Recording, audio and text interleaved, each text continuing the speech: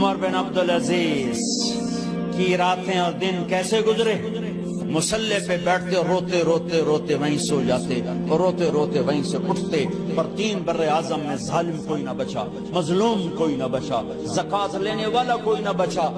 اپنی حکومت کو اللہ کی رضا کے لیے استعمال کیا۔ کیسے استعمال کیا؟ سارے مال فاطمہ کا سارا زیور بیت المال میں ڈال دیا، تنخواہ پہ آ گئے۔ عید کا موقع آیا، بچوں نے ماں سے کہا ہمیں کپڑے لے کر دو، عید آ رہی ہے، ہر آدمی اپنے بچوں کے لیے کپڑے لے رہا ہے، ہمارے بچے بھی کہہ رہے ہیں کپڑے لیں، جاؤ بھائی لو۔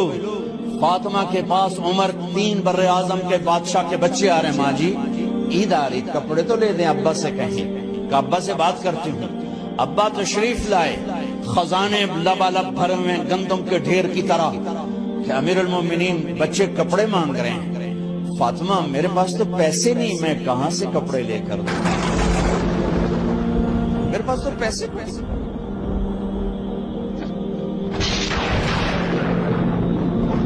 حضرت فاطمہ نے کہا پھر بچوں کا کیا کروں؟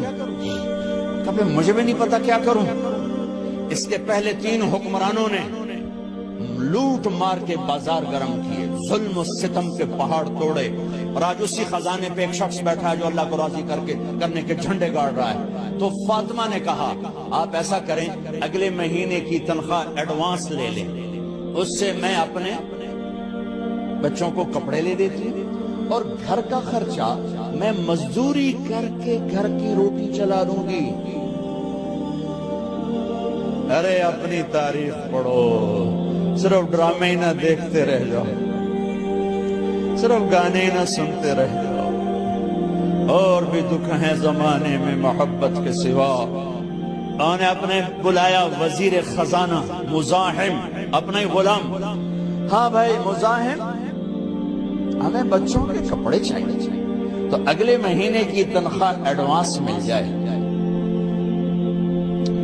وہ کہنے لگے امیر المومنین آپ مجھے لکھ کر دے دیں کہ آپ 1 مہینہ زندہ رہیں گے، میں آپ کو تنخواہ دے دیں۔ عمر بن عبدالعزیز سر جھکایا، اٹھے، گھر گئے، فاطمہ میرے بچوں سے کہہ دو کہ تمہارا باپ کپڑے لے کے نہیں دے سکتے، اپنی تاریخ تو لکھو۔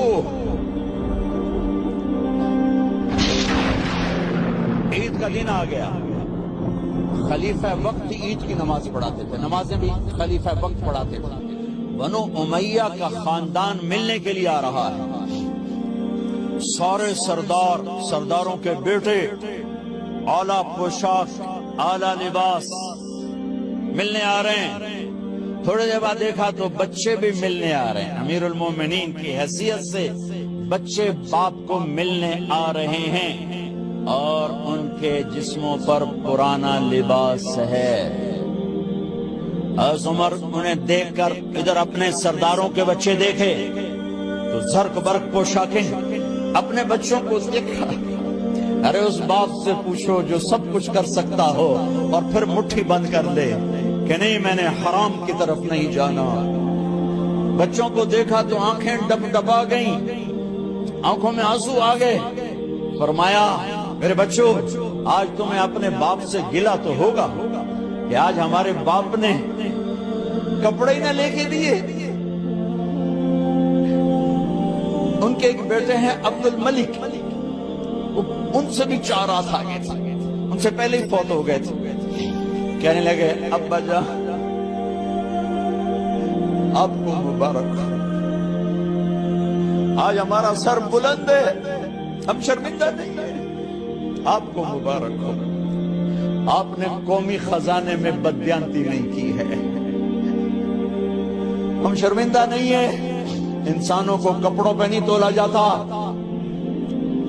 آج کا میرا دیس کمالدار اتنا فقیر ہو گیا ہے، اتنا چھوٹا ہو گیا ہے کہ وہ اپنا تعارف کروانے کے لیے 50 لاکھ کی گھڑی لیتا ہے، 6 لاکھ کا جوتا لیتا ہے، آج کی بیگم اتنی چھوٹی ہو گئی ہے کہ اپنے قد کو بڑا کرنے کے لیے وہ 10 لاکھ کا ہینڈ بیگ لیتی ہے کہ دیکھو میرا بیگ 10 لاکھ کا ہے. ارے میری بہن، تو 10 ٹکے کی بھی نہیں رہی اگر تو نے بیگ سے اپنے آپ کو بڑا بنایا. او میرے دوست، تو 2 ٹکے کا نہیں ہے اگر تو 10 لاکھ کے جوتے اور 50 لاکھ کی گھڑی سے اگر تو بڑا بننا چاہتا ہے. ارے اس دھوکے سے نکلو. برینڈڈ کہاں جا رہے ہو؟ جب تم اپنی ذات میں بے قیمت ہو تو رب ذوالجلال کی قسم، تمہاری گھڑیاں، تمہارے بیگ، تمہاری گاڑیاں، تمہارے بنگلے تمہاری عزت کو بڑھا نہیں سکتے. ابا جان، آج ہم خوشی سے بلند ہیں کہ ہمارے باپ نے بددیانتی نہیں کی. گھر میں تشریف لائے، کہنے کہ فاطمہ کچھ پیسے ہیں، میرا انگور کھانے کو چیز. اس فاطمہ رونے لگی. فرمایا امیر المومنین، خزانہ تو بھرا پڑا ہے، 1 درم کا بھی تیرا حق نہیں ہے کہ تو 1 درم لے کے انگور خرید لے.